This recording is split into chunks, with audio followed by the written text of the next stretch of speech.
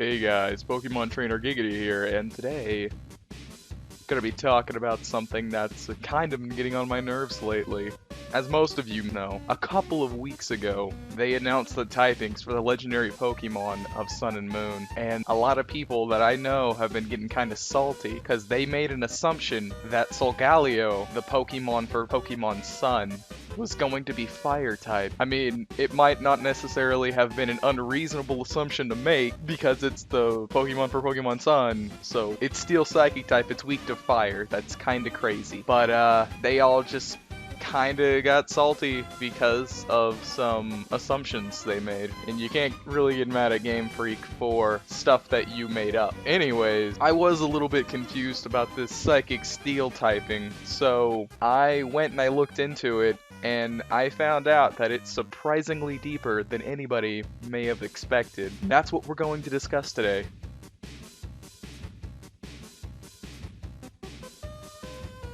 Alright, well the first thing we need to do when taking a look at Solgaleo and trying to discover its true origins is like any other Pokemon, take a look at their Pokédex entry. So the Pokédex entry for Solgaleo reads, Since ancient times, Solgaleo has been honored as an emissary of the sun. It is referred to with reverence as the beast that devours the sun. Solgaleo's body holds a vast amount of energy, and it shines with light when it's active. It has a flowing mane with remarkable resemblance to the sun.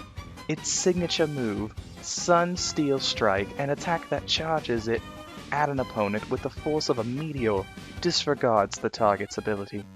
Solgaleo's ability, Full Metal Body, is a new ability that no previous Pokemon has had.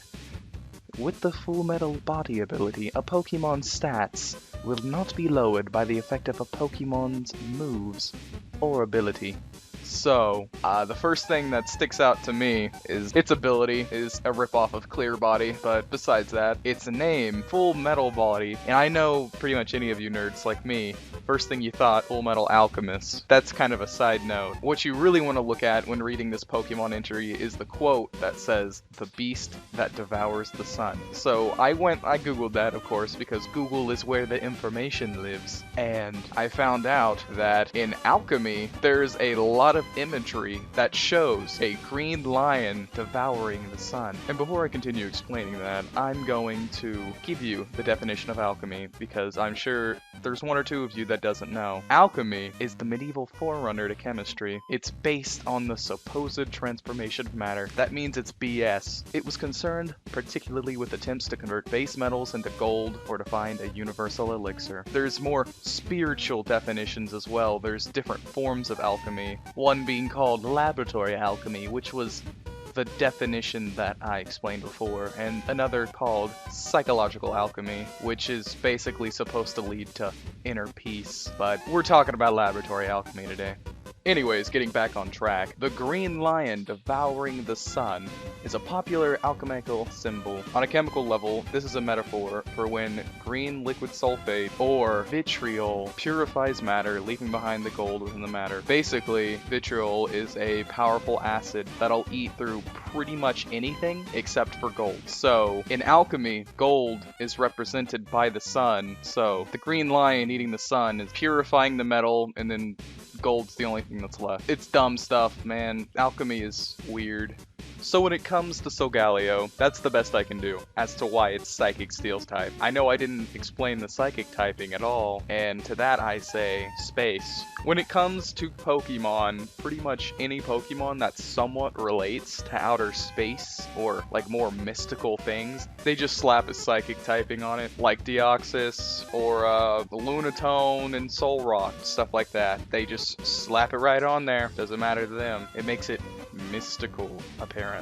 Besides Solgaleo, I've also found some other hints and clues throughout the game's trailers and the other various things they've leaked that seem to have alchemaic clues in it. I can't piece it together. I'm not smart enough. I don't know what any of it means, but I'm smart enough to know it's there, and I'm gonna point it out to you guys. Like the starter Pokemon, for example. If you take a look at them, they seem perfectly normal at first. It's just a little owl, a little cat, and a little sea lion. To me, they resemble the three basic principles of alchemy: salt, sulfur, and mercury. Now, if you take a look at the symbols for salt, sulfur, and mercury, they look kinda similar. When looking at Rowlet, you can see that the symbol for salt is just a circle. Well, Rowlet, it's a circle with feet. And as for the line going through it, you can kinda say it's a bow tie. It's kind of the dividing point there if you really wanted to stretch it. As for Litten, the sulfur symbol, if you take a look at the stripes on Litten's forehead, as well as its eyes, I think it resembles the sulfur symbol fairly well. Poplio is the one that's the biggest stretch, because, I mean, it can kinda look like the mercury symbol. Like, if Poplio had its arms stretched and had its ears up, that's the best way I can think for Poplio to resemble the mercury symbol. Also, something else is that each of these basic building blocks are made up of 2 of the 4 elements: water, earth, fire, air, and they seem to coincide with the Pokemon pretty well. Sulfur is air and fire. That fits along with it pretty well. It's fire type. Mercury is water and air. Fits along pretty well. It's water type. The only one that's a bit of a stretch is Rowlet, because it's supposed to be water and earth. And seeing as how it's neither of those, it's grass type, you can go, yeah, it doesn't really fit.